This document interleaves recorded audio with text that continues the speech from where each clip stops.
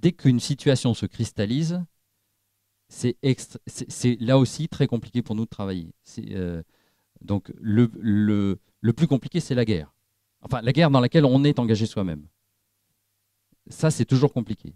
Parce que de toute façon, la guerre, par définition, et je ne jette pas la pierre, la guerre, c'est mécaniquement, historiquement, la propagande. C'est normal d'ailleurs. C'est un outil de communication en temps de guerre. Voilà. Donc, pour nous, forcément, tout de suite, en temps de guerre, ça veut dire que si on veut faire notre métier, c'est compliqué. Mais alors, sans aller jusqu'à la guerre, on sait que quand une situation se cristallise, il va y avoir communication, mais attention, il va y avoir communication des deux côtés. Et a fortiori, à cause de quoi? Des réseaux sociaux. C'est-à-dire que vous allez avoir d'un côté une communication institutionnelle, que ce soit celle des pouvoirs politiques, des partis, des grosses entreprises qui évidemment ont des armadas de communicants. On est dans un rapport de 1 à 5 avec eux. Hein, il y a un journaliste pour 5 communicants. Hein.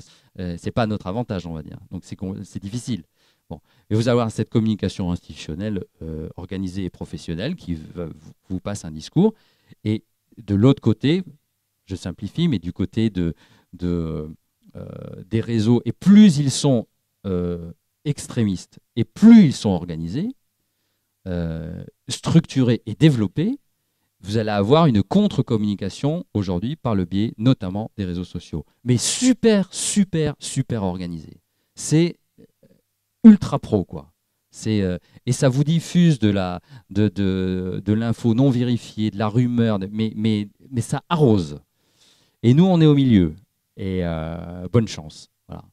Bonne chance. C'est pour ça que je dis, c'est plus facile pour nous quand la situation ne s'est pas encore cristallisée. Parce que là, on peut aller sur le terrain et essayer de voir, de sous-peser de façon calme quelle est la nature de la difficulté. Est-ce que les positions sont si incompatibles que ça?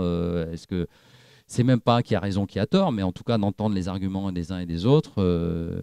Et ça démontre le caractère absolument essentiel dans notre métier d'aller sur le terrain.